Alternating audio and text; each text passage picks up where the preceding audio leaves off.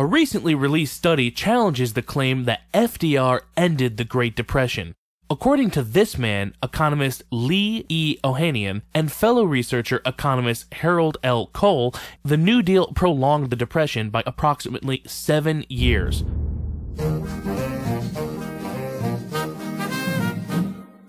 In their evaluation, they sought to observe how quickly FDR's New Deal gave Americans jobs, measured in hours of work and compared to other recessions in U.S. history. What they found was that specific legislation contributed to the abnormally slow recovery that would have otherwise been much quicker had such legislation not been enacted. For instance, the National Industrial Recovery Act, passed in 1933, which exempted industries from antitrust prosecution, allowing them and encouraging them to price fix amongst themselves, so long as they also agreed to collectively raise salaries. FDR considered the NIRA to be his most important piece of legislation, and it was certainly one of his most impacting. The NIRA established the bureaucracy known as the National Recovery Administration, the NRA, and FDR appointed General Hugh Johnson as the head of the administration. Despite the fact that many historians and defenders of FDR reject accusations that the New Deal resembled fascism, it is indisputable that NIRA was modeled after fascist economic policies. It was praised both by Hitler and Mussolini openly, and Mussolini specifically was admired by both Roosevelt and Johnson. Mussolini's system of cartels in Italy, known as cooperatives, were the basic model for the cartels established by NIRA, known as code authorities. Hugh Johnson even encouraged his employees to read a book called The Corporate State about fascist economics, which was written by an economist who also heavily influenced Mussolini. But that's just Mussolini, right? It's not like he was a bad guy. NIRA essentially gave the president executive power in crafting significant regulatory legislation for every industry in America. In most cases, this meant inviting the heads of major corporations to Washington, D.C. to craft regulations governing pricing, wages, and other requirements that may affect whether or not a business could expand. Historian Burton Folsom Jr. gives the example of the tire industry, whose regulations were designed through the collusion of Goodyear, Goodrich, and Firestone. These giant tire companies were able to set prices for the entire industry, even having them enforced on local small business competitors and shops selling used tires. The price for tires was fixed artificially high because the large companies, having brand recognition throughout the country, could attract customers despite higher prices. Local shops survived by undercutting their competitors. Carl Ferris of the Ferris Tire and Rubber Company in Ohio, which had over 1,000 employees, is an example of how NIRA price fixing hurt the consumer, small businesses, and destroyed jobs to benefit large corporations.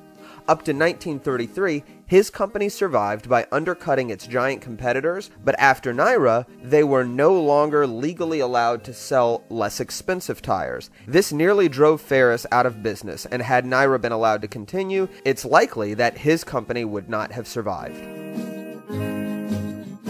This was all an extension of FDR's prevailing vision at the time, that the problem with the economy was that salaries needed to be artificially increased in order to increase consumption of goods. Ideas that clearly did not work. Instead, these policies promoted the creation of cartels, allowing corporations to extract more wealth from the populace without needing to innovate or increase productivity at all because they did not need to compete. It may have raised the pay for the few lucky ones that actually had jobs, but it did nothing to expand the economic pie for all the rest of the population. It left the unemployed even worse off than they were before. Since it is clear that the creation of the National Recovery Administration was modeled after fascism, it should be no surprise that this bureaucracy enforced its legislation in the same strong-armed manner that you would find under fascism as well. Supposedly, cooperation with NIRA was voluntary, and participating businesses got the government's Blue Eagle stamp of approval. When one even smaller tire manufacturer, F.H. Mills Jr., wrote to the NRA explaining that if his company complied with NRA pricing, it was impossible to stay in business, an NRA administrator named Frank Blodgett threatened to put his heel upon the neck of Mills's little company and twist it with all the force at his command. And in many cases, this is exactly what the National Recovery Administration did. Fred Perkins, who ran a battery shop, refused to comply with the NRA by raising wages because it would drive him out of business and cost his employees their jobs.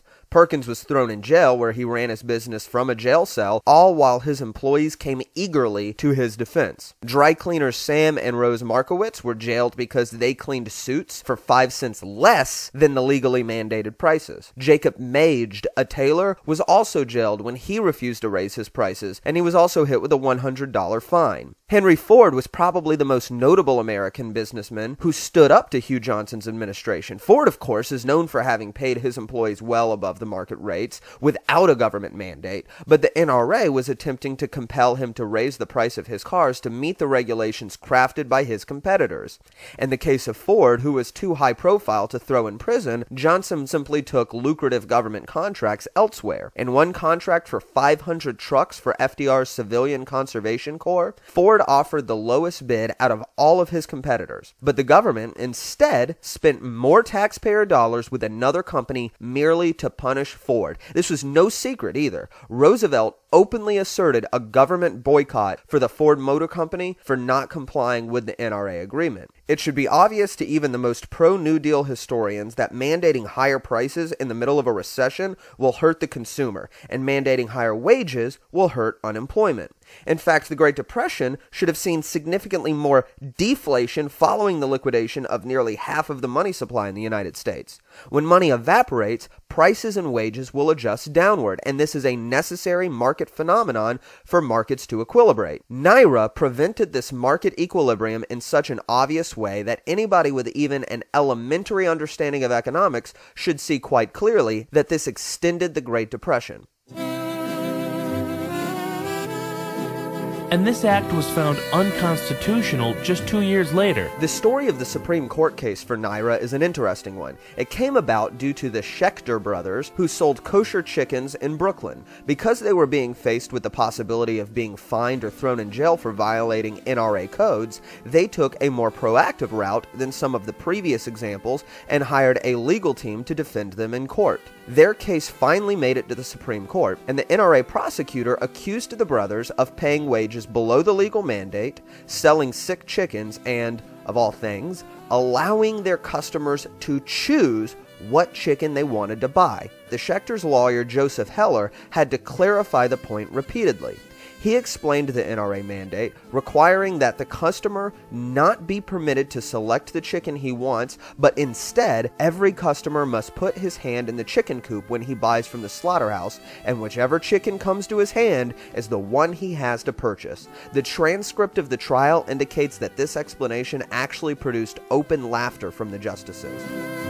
It's important, however, to note that even though the Supreme Court found this unconstitutional only 2 years later, enforcing that judgment remained the job of the executive branch, headed by FDR, who, not so surprisingly, entirely disagreed with the court's ruling.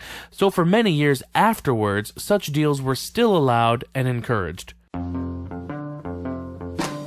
FDR was not happy about the Supreme Court throwing out his favorite piece of legislation, and following the ruling, he continued to pursue similar pieces of legislation in individual industries. One example was the Guffey-Snyder Act, which regulated the coal industry. It was a complicated piece of legislation which attempted to fix the price of coal based on so many factors that roughly 35,000 prices for coal had to be fixed. These complications led to significantly higher prices for coal and problems in running coal mining businesses that the industry declined so significantly there was talks of establishing a police state in Pennsylvania to completely regulate the trade of coal. FDR's court packing scheme later would bring hopes of reestablishing the NRA. Roosevelt could never quite let go of his ideas for regulating the economy, and even dreamed of having a global version of the NRA, establishing international cartels over which, according to Henry Morgenthau, Roosevelt would have complete power. Because protection from antitrust prosecution was all but ensured, by 1934,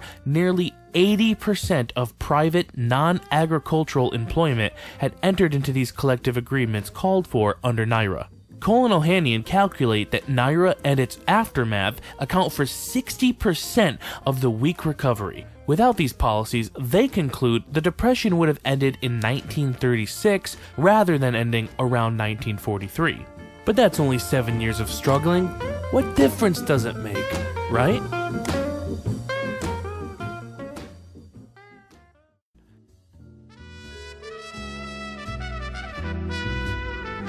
This has been a production of We Are Capitalist. For more, find us on our page at facebook.com/We Are Capitalist.